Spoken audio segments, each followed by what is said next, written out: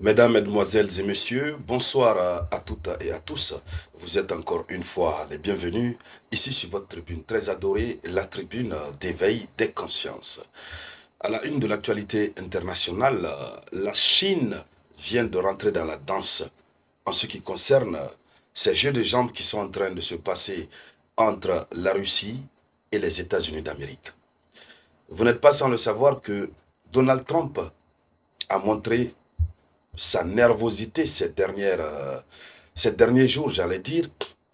Donald Trump a même décidé de faire en sorte que l'Ukraine puisse frapper Moscou en profondeur, c'est-à-dire la Russie en profondeur, y compris les villes les plus importantes, donc Moscou et Saint-Pétersbourg. Donald Trump, est, il est allé, désolé, il est allé jusqu'à reprendre la livraison des armes, mais avec des catégories d'armes qu'il n'avait pas prévu d'envoyer à l'Ukraine. Donc cette détermination, et en plus de cet exercice militaire jamais réalisé, qu'ils sont en train de réaliser à l'instant où nous parlons du côté de l'Australie, tout cela pousse le bloc du Sud global à se lever, à chercher, à trouver des solutions face à l'Occident décadent et à l'Amérique qui devient très agressive. Par rapport à cette situation, le ministre des Affaires étrangères, Xi Jinping, j'ai dit Xi Jinping, Sergei Lavrov, qui évidemment a eu un entretien avec les hautes autorités chinoises, les autorités chinoises sont sorties de leur silence et ont fait des déclarations allant dans le sens de soutenir correctement et proprement la Russie. Désormais, ce n'est plus dans la cachette. Les autorités chinoises le disent clairement qu'ils veulent entendre. Elles sont prêtes à s'engager corps et âme pour la Russie. Alors, quelles sont ces déclarations qui font paniquer, qui font trembler l'Occident, plus particulièrement les États-Unis d'Amérique? Dans le cadre de cette vidéoconférence, c'est de cela que nous allons parler. Mais comme vous connaissez déjà le principe, avant de poursuivre la vidéoconférence, je vous demande humblement de partager la vidéo. Il faut la partager dans tous les groupes possibles. Mettez beaucoup de likes. Voilà. Et si vous êtes nouveau, si c'est votre première fois de tomber sur ma vidéoconférence, il faut cliquer sur le bouton s'abonner. Cela vous permet de ne plus rater nos vidéoconférences. Allons-y donc dans les profondeurs. Alors, selon l'information officielle, la Chine promet à la Russie un soutien renforcé. Un soutien renforcé face aux menaces de Donald Trump. Donald Trump est en train de menacer un des alliés indéfectibles de la Chine, qui se trouve être les États-Unis d'Amérique. Ils ont un accord stratégique de coopération. Ils ont un accord de coopération militaire, même si ce n'est pas aussi approfondi comme l'accord avec la Corée du Nord. Mais ils sont des amis. On a vu Xi Jinping et le président Vladimir Poutine trinquer des verres. Malgré la lutte acharnée de l'ancien président américain Joe Biden, qui a voulu disséquer leurs relations, mais cela n'a rien changé dans la situation. Au contraire, le renforcement des liens entre ces deux nations ne fait que s'empirer. Alors,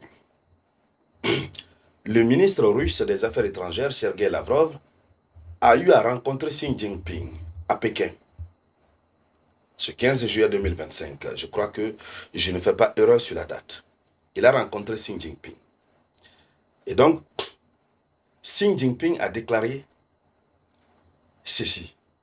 Il a déclaré qu'il devrait, donc la Russie et la Chine, devraient renforcer le soutien mutuel dans les forums multilatéraux. Premièrement, c'est la première des choses d'abord. Renforcer le soutien mutuel dans les forums multilatéraux. Lorsque Xi Jinping parle des forums multilatéraux, cela nous renvoie à quoi? Des instances décisionnelles, telles qu'au niveau de l'ONU, au niveau de les organismes de décision mondiaux. Donc, il faut d'abord renforcer leur coopération véritablement à ce niveau. Parce qu'il y a plusieurs manières de lutter contre les Occidentaux. Il y a plusieurs manières de soutenir la Russie. lorsque, au niveau international, des décisions sévères sont prises contre la Russie, si la Chine a la possibilité de poser son droit de veto, la Chine doit le faire. Il faudra que la Chine le fasse. Si c'est la Chine aussi qui est menacée, la Russie doit pouvoir faire la même chose. Ça, c'est le premier aspect. C'est ce que Xi Jinping appelle les forums multilatéraux. Alors, il continue, il dit ceci. Il dit qu'il faudrait que la confiance entre la Chine et la Russie soit approfondie. Que la confiance entre la Russie et la Chine soit approfondie et que la Russie et la Chine créent un modèle de relations internationales d'un nouveau type. Voici la partie qui fait interroger l'Occident. Il dit ceci. La confiance entre la Russie et la Chine doit être approfondie. Ça, c'est naturel. On a l'habitude d'entendre de tels propos. Mais aussi et surtout, il dit, la Russie et la Chine doivent créer un modèle de relations internationales d'un nouveau type. C'est-à-dire une forme de relation internationale qui n'a jamais existé. Ils doivent aller dans les profondeurs. C'est pourquoi il dit, il faut que la confiance soit là. Xi Jinping a raison. Vous-même, regardez, lorsque vous observez, vous regardez très bien l'actualité internationale, vous sentez que le monde s'est déjà divisé et que d'un côté, l'Amérique et ses alliés sont proprement en train de se préparer. Ils sont en train de se préparer mordicus contre à la fois la Chine et contre la Russie. Ils se préparent. Donc, est-ce que l'autre groupe va s'asseoir? Non, il va falloir que l'autre groupe aussi se lève, mette en place des stratégies de renforcement de leur alliance. Alors, à côté, le ministre chinois des Affaires étrangères a déclaré que la Chine s'oppose résolument à toute sanction unilatérale illégale des États-Unis, que Trump a menacé d'imposer si Poutine n'acceptait pas la paix en Ukraine. Donc la Chine s'oppose à toute sanction que Trump veut prendre contre Vladimir Poutine parce que Poutine ne veut pas obtenir, si Poutine n'arrive pas à obtenir la paix avec l'Ukraine.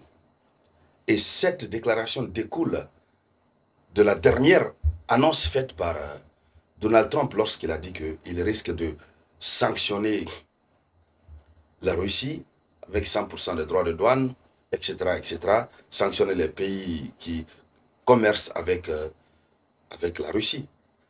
Les fameuses sanctions prévues au compte de l'ultimatum des 50 jours. Donc, il a continué, le porte-parole du ministère des Affaires étrangères chinois a continué. Il dit ceci. Il dit il n'y a pas de gagnant dans la guerre tarifaire. Ça, ce sont les droits de douane. Il n'y a pas de gagnant dans la guerre tarifaire. Et la coercition et la pression ne résoudront pas les problèmes. Voici ce qu'il a ajouté. Alors donc, voici ce que la Chine vient de dire par rapport à la Russie. Mais il y a un dernier élément très important. La Chine avait déjà annoncé la déclaration selon laquelle elle ne pouvait pas permettre à la Russie de perdre la guerre en Ukraine. La Chine dit qu'elle ne peut pas permettre à la Russie de perdre la guerre en Ukraine. Parce que la philosophie a été développée depuis un certain temps. Si la Russie perd la guerre en Ukraine, si la Russie perd la guerre, ils auront vaincu la Russie et ils vont s'attaquer donc à la Chine. L'équation est très claire. Donc la Chine doit aider la Russie à gagner. Là, ils sont tous tranquilles. En dépit même, en dehors même du fait que les deux soient dans une alliance. Et donc, mesdames, mesdemoiselles et messieurs, c'était ça la une de l'actualité internationale. Merci de la partager au maximum. Je vous reviens tout à l'heure par la grâce du Tout-Puissant avec de nouvelles actualités. C'était la voix de votre unique